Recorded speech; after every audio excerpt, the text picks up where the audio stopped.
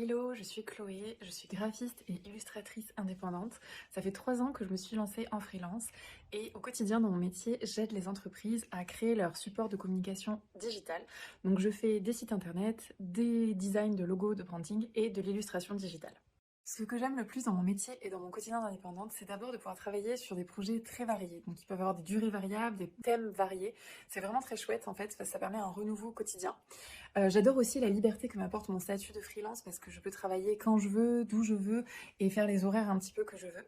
Et ce que j'aime par-dessus tout en tant que jeune maman, c'est de pouvoir travailler de chez moi parce que ça me permet d'avoir plus de temps pour ma famille et ça c'est vraiment super. La question sur l'argent, c'est compliqué à dire. Je pense que dans le domaine du web et du freelancing, ça peut être vraiment variable en fonction déjà du temps de travail qu'on accorde à son activité.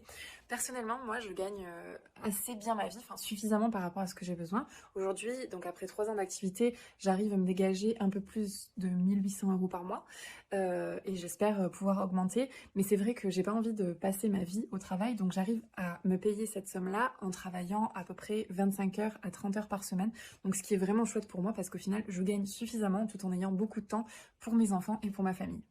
La plus grosse difficulté que j'ai eue, surtout au début de mon activité, ça a été un syndrome de l'imposteur très important parce que j'avais pas fait les études qu'il fallait, j'ai pas fait d'école d'art et du coup je me sentais pas légitime à dire que j'étais web designer ou que je faisais de la création graphique. Mais j'ai compris en fait que on n'a pas besoin d'avoir fait d'école pour être créatif. La créativité c'est quelque chose de complètement personnel et l'art c'est quelque chose de subjectif. Et en fait je me suis rendu compte que ma sensibilité et ma créativité était finalement unique et que c'est ce qui me permettait de me différencier des autres et même de réussir sans avoir fait les études qu'il fallait.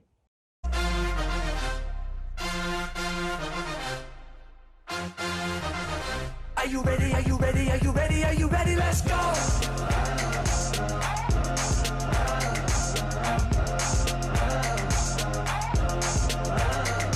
Let's go!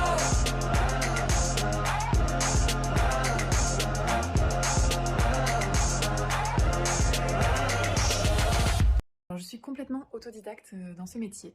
Je n'ai pas fait de formation d'art et je fais un métier essentiellement créatif.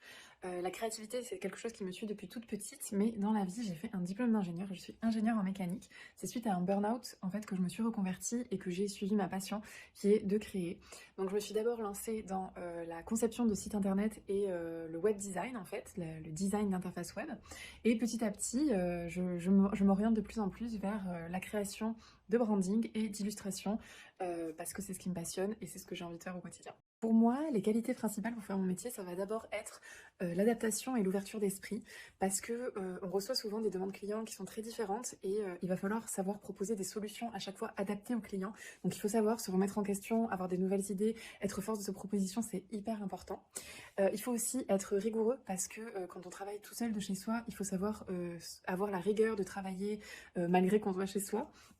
Et le dernier point qui est très important pour moi aussi, c'est d'être autonome, de savoir en fait gérer en toute autonomie son planning, les projets clients, sans avoir quelqu'un pour nous dire comment faire et comment s'organiser.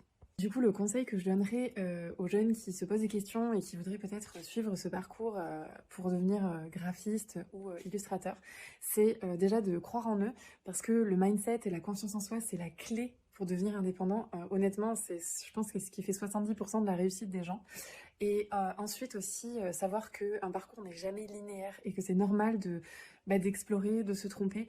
C'est ce qui fait la richesse et la diversité en fait après des profils qu'on trouve notamment dans le milieu créatif. Donc si vous avez envie de faire ça, eh bien, ne vous posez pas de questions, allez-y avec votre parcours, avec vos expériences et je suis sûre que ça paiera. Par rapport à mon travail, j'ai un engagement fort auprès des femmes. Je fais exclusivement du design féminin, poétique et sensible et je ne m'adresse qu'à des entrepreneurs au féminin. Tout simplement parce que j'ai remarqué que dans le domaine de l'entrepreneuriat ou en tout cas du freelancing ou des entreprises indépendantes ou des petites entreprises, les femmes sont souvent sous-représentées ou alors elles n'ont pas assez confiance en elles pour se développer autant qu'une entreprise gérée par un homme. Et je trouve ça vraiment dommage. Voilà, j'ai à cœur de mettre les femmes en avant, de donner une place aux femmes et c'est pour ça que j'ai choisi de ne travailler qu'avec des clientes féminines.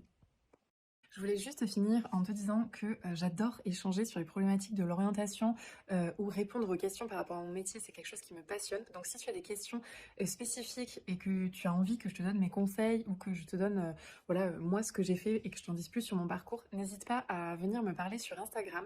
Mon compte Instagram c'est @chloécresse tout attaché. On peut se retrouver là-bas, je répondrai à tes questions avec grand plaisir.